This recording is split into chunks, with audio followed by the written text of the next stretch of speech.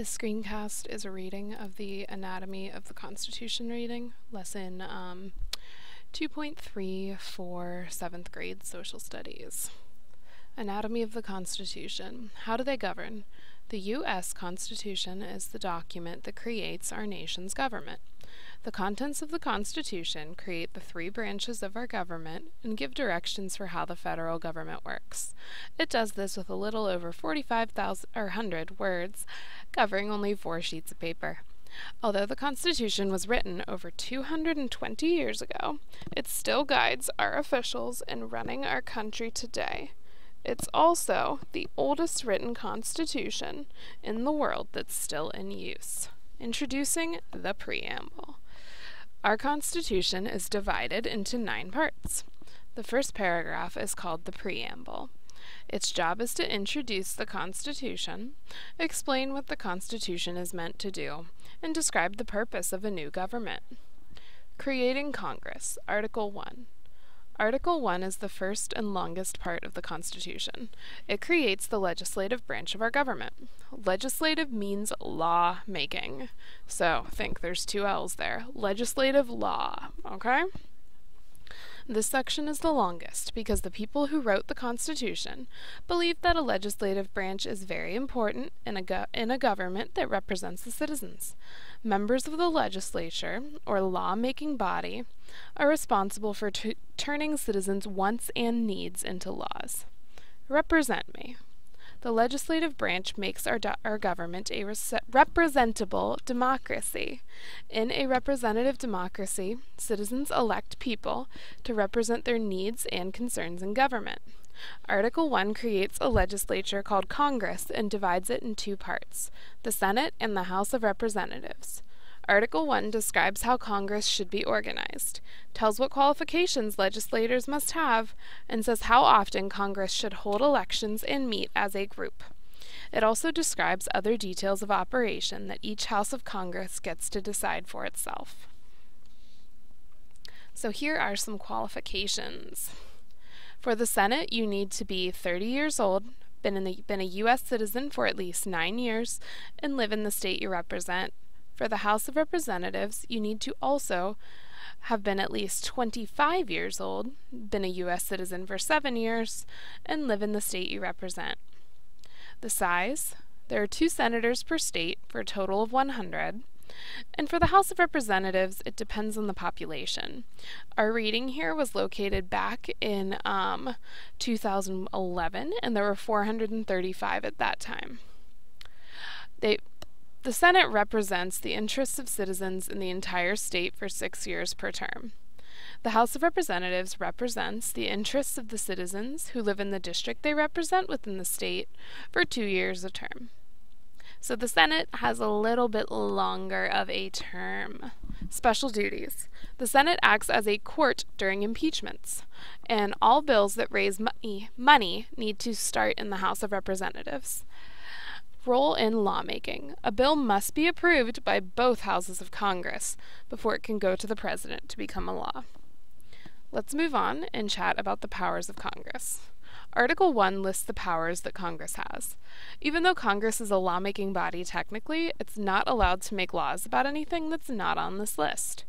So, collecting taxes is good, borrowing money and paying debts, making rules for how to become a citizen, regulating commerce or trade with other nations, states, and Indian tribes, coining money and punishing counterfeiters. Counterfeiters are people who make fake money, establishing post offices, giving patents, which means the legal rights to create something, for a new invention, creating the lower federal courts, punishing pirates. Yep, there is a law about that. Kind of cool, huh? Declaring war and supporting an army or navy, and making any other laws that are necessary and proper to carry out the laws in this list. So, Article 2 of the Constitution talks about the president, and this describes the job of the executive branch. Now, it's not called the presidential branch, it's called the executive branch.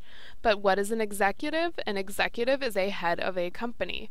The president is the head of the United States. So that's a little way for you to remember that there. The president heads the branch, which also includes the vice president and many departments in charge of carrying out the government's day-to-day business. Article 2 describes who qualifies to be president, what powers the office has, and what happens if the president misbehaves. It also explains the Electoral College, which is the process of how the president is selected. Presidential powers. The overall job of the executive branch is to carry out and enforce laws, but Article 2 gives the president a lot of specific duties. The president acts as the commander-in-chief of the armed forces, maintains a cabinet of advisors who run the 15 executive departments like the State Department and the Treasury, can grant pardons in all federal criminal offenses and reprieves, and postpone punishments like executions. The president can negotiate treaties with other countries, appoint ambassadors, Supreme Court justices, and federal court justices, and cabinet members. They can make a State of the Union address to Congress. They can represent the United States when dealing with a foreign country. And, of course, they make sure that all laws are carried out or executed. Creating the courts, Article 3. Here come the judges. Article 3 creates the judicial branch. The judicial branch interprets laws to decide what they mean and whether they have been followed in specific cases. Article 3 creates the Supreme Court and authorizes Congress to create federal courts below the Supreme Court. These are the courts that deal with the United States laws, not state laws. Article 3 also gives directions about what kinds of cases the Supreme Court and federal courts can hear. Under Article 3, federal judges are appointed, not elected. They can stay on the bench until they retire, die, or are removed for bad behavior. Article 3 also guarantees trial by jury for criminal cases and explains the crime of treason. The states, Article 4. States have the power to create and enforce their own laws.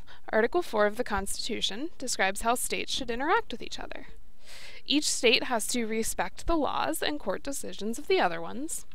If a criminal flees from one state to another, the state where the crime was committed can request that the criminal be returned to face charges. This is called extradition. New states can be admitted to the Union with the authorization of Congress and the President. All states need to have a Republican or representative type of government. States can't have kings. Amending the Constitution, Article 5. The Constitution is not set in stone. I think that's what makes our governing document so cool. It can always be changed. Article 5 describes what must be done to amend, we're going to learn that word a lot this year, or change the Constitution. You're going to read more about this later. The Supreme Law of the Land, Article 6. Federalism is the idea that the national government shares power with the state governments. But what happens if a state law disagrees with a national or federal law? Article 6 states that the laws and treaties of the U.S. government are the supreme law of the land. If a state law disagrees with a federal law wins. This article also requires officials working in the state and federal governments to take an oath to support the Constitution no matter what. Ratification, Article 7. Article 7 says the Constitution could not take effect until at least 9 out of the 13 states approved it. Each state held its own convention to discuss and vote on the Constitution's plan for government, but getting approval wasn't easy. Some people thought that 7 articles weren't enough. After much debate, it was agreed that the 10 amendments will be added to the Constitution. These amendments, called the Bill of Rights, would list specific rights not already mentioned in the Constitution. This put people's minds at ease, and the Constitution became law of the land in March 1789. The Bill of Rights was added in 1791. Amending the Constitution. Article 5 describes how an amendment is added to the Constitution. There are only 2 steps needed. First, the amendment needs to be proposed or introduced. Then, it needs to be ratified or passed. Sound easy? Well, it's not. Hundreds of amendment proposals are introduced in Congress each year. Only 33 have ever received enough votes to be actually proposed. Of those, 27 have become amendments to the Constitution. The process to add an amendment can take years. There are 4 different ways in which amendments can be added to the Constitution. But in all cases, an amendment has to be approved at the national and at the state level. Step 1 is to propose. Either Congress or the states can propose an amendment to the Constitution. Both houses of Congress must propose the amendment with a 2/3 vote.